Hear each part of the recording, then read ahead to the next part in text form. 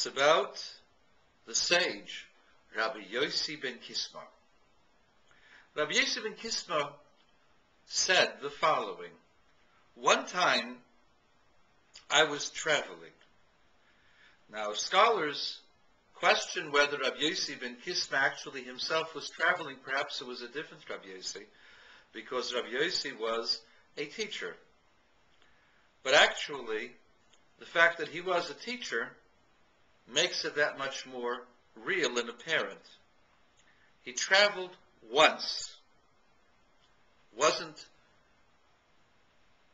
ordinary for him. It was the first time he was traveling.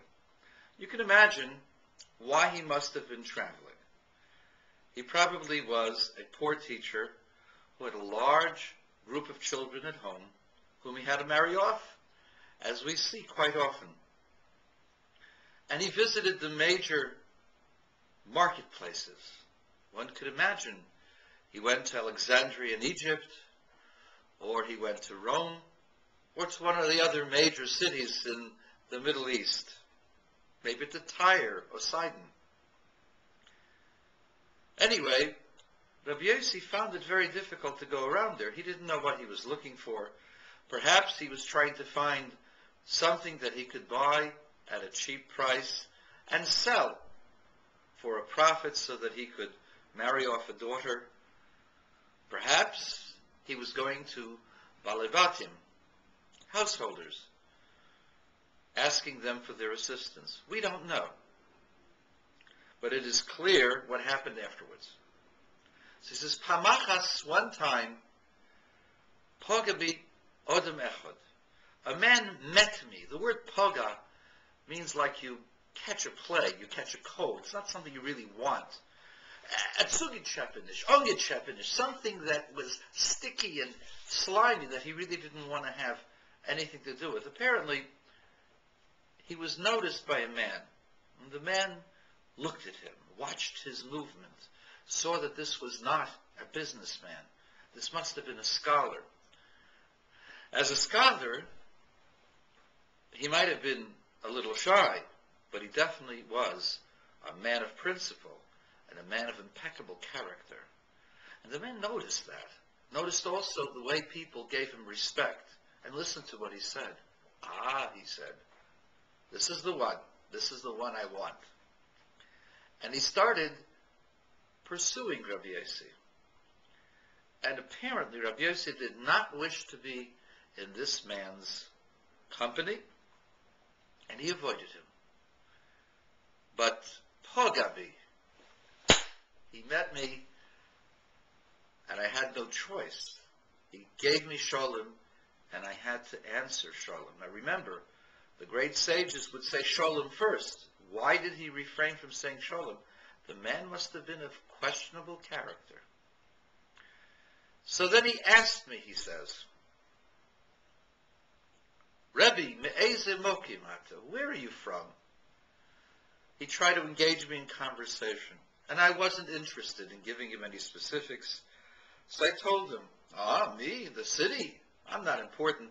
I come from a city where there are great sages and great scribes, and I'm just a tiny little speck in comparison. He thought that that would throw him off, but the man persisted. He says, no, Rabbi, I've been watching you. You're the man I want. I'm looking for someone like you. Would you like to live in our city, in our place? And I will give you 1,000 dinrei zav, 1,000,000 diners made of gold. It's a huge amount of money. That's a multi-million dollar contract at a time when the average salary of a person was perhaps less than $100 a year.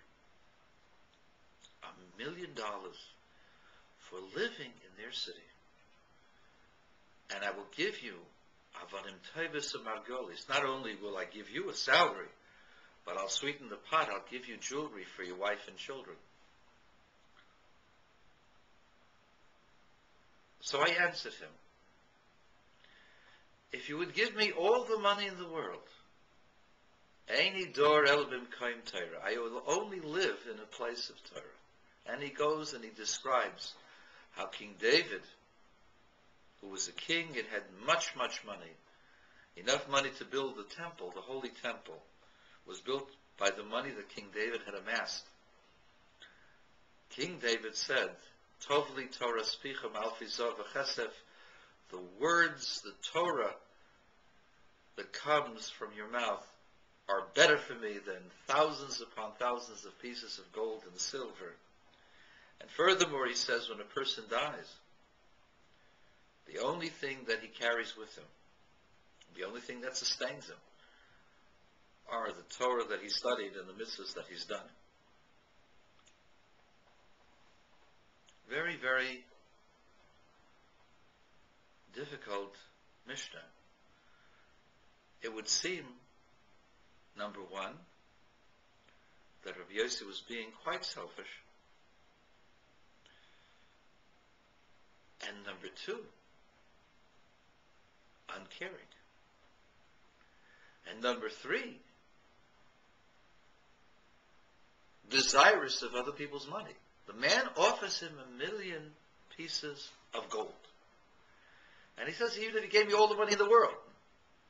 Remember, we said this about Bilam last week, that Bilam coveted other people's monies because he said, even if Balak would give me his whole house filled with gold and silver, everything he's got, I can't do anything against God.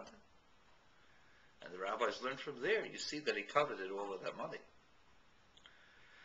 So here he's saying, if you give me all the money in the world, he's being more gluttonous and more covetous than Bilam.